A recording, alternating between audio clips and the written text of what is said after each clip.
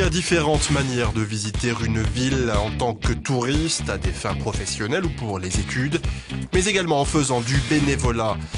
C'est précisément le choix de Saskia, Imanol, Pedro et Vaida. Venus de différents pays de l'Union européenne, ils se sont tous rencontrés à Budapest, en Hongrie, pour y développer leur propre projet. Les participants avaient chacun une raison spécifique d'intégrer le service volontaire européen. Pedro était physiothérapeute, mais il avait besoin de changer d'air. C'est en réalisant différents stages professionnels au cours de mon cursus scolaire que j'ai réalisé que je n'aimais pas vraiment la profession que j'étais en train d'apprendre, qu'elle ne convenait ni à mes rêves ni à ma personnalité. Il était important pour moi de le comprendre et d'essayer quelque chose de différent.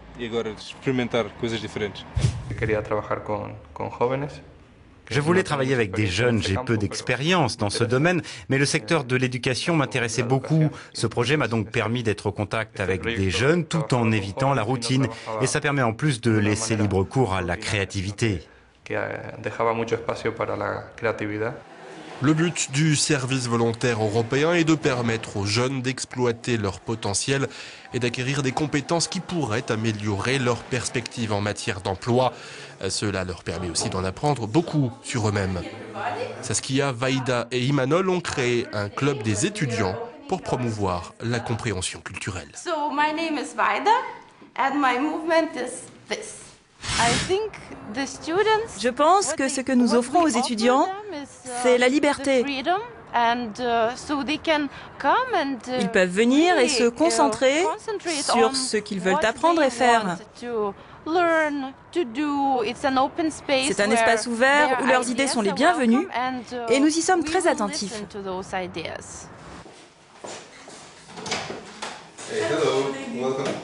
Avec le service volontaire, il est aussi question de solidarité. Pedro et Imanol ont décidé d'apporter leur aide à une association dont le but est de permettre aux chômeurs de réintégrer le marché du travail. Ils participent à un atelier de conversion appelé Tea Time, qui permet aux participants de pratiquer leur anglais. Ça nous donne l'occasion de rencontrer des gens de différentes générations et pas seulement des jeunes. Certains d'entre eux ont des problèmes parce qu'ils ont du mal à trouver un emploi. Nous créons un espace intéressant entre des gens d'expérience et d'horizons culturels différents et nous apprenons beaucoup.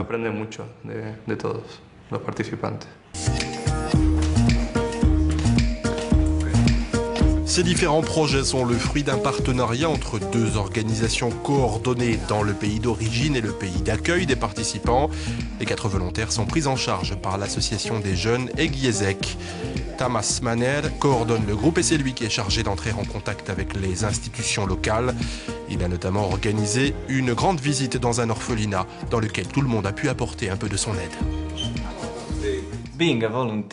Être bénévole, en quelque sorte, c'est le fait d'agir activement dans la société et de faire quelque chose pour une communauté qui répond à ses besoins.